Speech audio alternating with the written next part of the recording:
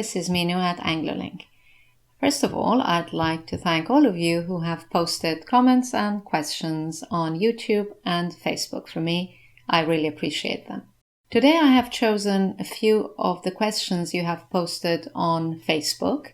I'm going to start answering some of the general questions about learning English, and then I'll move on to answering some of the specific questions about language usage.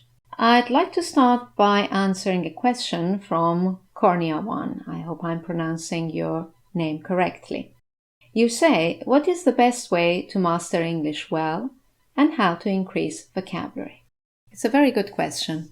As I have said in many of my previous videos, one of the best ways to improve your English and expand your vocabulary range is through listening. And that is listening to authentic material. Thanks to the internet, these days you have access to YouTube clips, to TV, radio, DVDs, and the best way to expand your vocabulary is by just listening and watching. I would suggest that you choose relatively easy clips or programs or films whose subjects really interest you, things that you like, and just listen to them again and again. Sometimes you can even listen in the background, because even if your mind's busy working on something, your ears are free and they can continue to pick up vocabulary and expressions. Now, the best thing about learning and expanding your vocabulary through listening is that you're learning the correct pronunciation at the same time. Which brings me to the next 3 questions that I have chosen. I will read the questions to you. Francis says, I can write good English, but it's hard for me to have a good pronunciation. Zinat says, I want to learn to improve my English accent.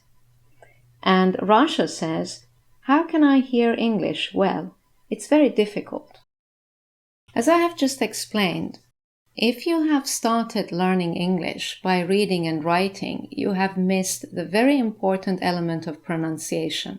Unfortunately, in English, what you see and write is not necessarily what you hear and say. So, in order to have a good pronunciation and listening skills from the beginning, you need to start with listening, not reading or writing. Listening and speaking. Just listen. Pick up some phrases, some expressions that you like, and repeat them. Just the same way that you learned your mother tongue. What did you do? You just listened to your parents, to the people around you, and you copied what they said. And that is the most natural and effective way of learning to communicate in a language. Now, if your purpose of improving your English is to take an exam, it's of course a little different. For example, let's look at the question from Ayman, who says, could you talk about IELTS test and how to improve our skills in its 4 parts? Obviously, you need to improve your listening, speaking, reading, and writing by doing these. But when it comes to an exam, you do need to use specifically prepared materials. And for all exams, IELTS, FCE, TOEFL, TOEIC, there are very good preparation materials available on the market.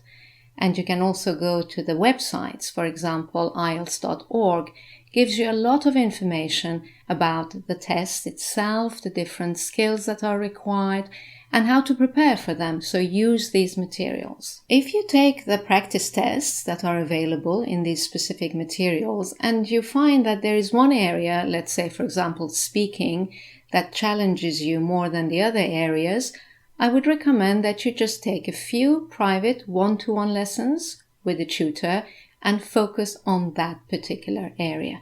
And that will help you pass the exam with a better score. Right, I'm going to finish answering the general questions by answering Khalid's question, which is quite interesting. He says, is it true that if I start to learn English after the age of 18, I will not have the same language as native speakers? Even if I try to change my accent, I can't do that because it's too late. Well, the answer to this question for me is that speaking a language is like learning any other skill. It's like learning to play an instrument. It's like learning to play a sport or learning to paint. It's a skill. It's not a theory.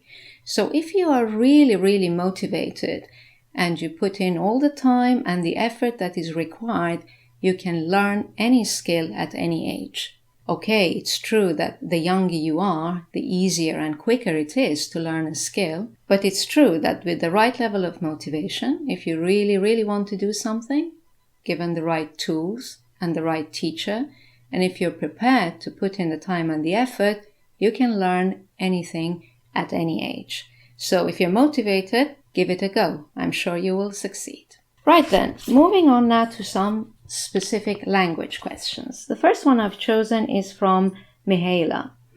She says, I've learned that after when, you are not allowed to use the future tense. Since in my language I can use the future tense after this word, I would like to know if you have an explanation for this rule, and of course, I would like to have a list of other words that don't permit the future tense after them. Thanks. Right. Very good question, Mihaela. There's a very simple rule. Like when, you cannot use the future tense after any expression of time. That's the rule. So after when, as soon as, after, before, until, etc. So if you have a time expression in your sentence, don't use the will future after it. Just use the present simple tense. Okay, I hope I've answered that question for Mihaela. Moving on to Maria Laura's question, who says, Hi, could you tell me the difference between the following expressions? Something was sent versus something has been sent. Here we are talking about the difference between two tenses, the past simple and the present perfect. Although your examples are in the passive voice, the conceptual difference is exactly the same. The past simple tense, something was sent, refers to an action that was completed at a specific time in the past. For example, something was sent yesterday. Whereas your other sentence, something has been sent, is in the present perfect tense, and it refers to a completed action in the past, but without specifying when exactly. Something has been sent. Something has already been sent. We don't know when. Right then, moving on to our next question, which is from Samia. Samia says, Hi, my question is, which tense goes with the expression every once in a while or once in a while?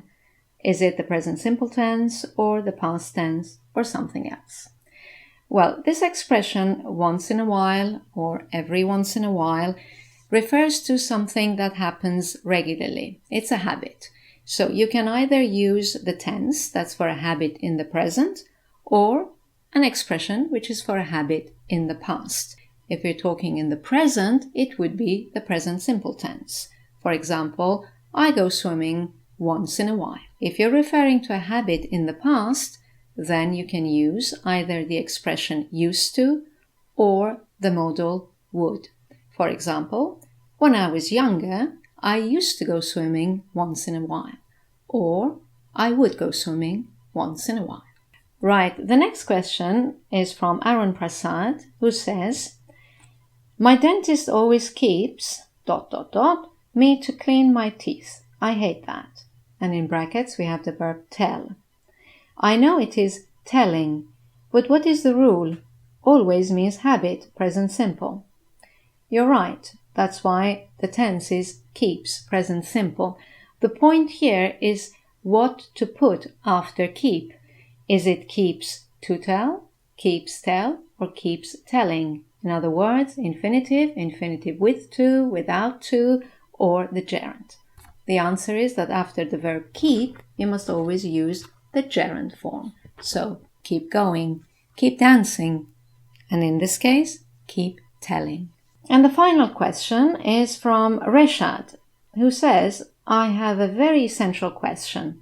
I don't know how I can ask. Can you lend me money? Nearly $1,000. It's a very good question, Reshad, and it's very important that you use the right modal verb. Because if you say to whoever you're going to ask this question to, can you lend me money? They will probably say, yes, I can, but I won't. If you're going to make a polite request, the correct modal to use is not can, it's could. So, you can try saying to someone, could you lend me some money? Or, could you possibly lend me some money? Or, is there any way you could lend me some money? Good luck with that one. Right then, once again, thank you very much for all your questions. If you have more questions for me that I will be able to answer in our next video, you can post them in the comment section below or on our Facebook page. That's all for this video. I hope you enjoyed it. If you found it useful, please remember to click the like button and don't forget to subscribe to our channel. Thank you for watching. I look forward to seeing you in our next video. Bye now.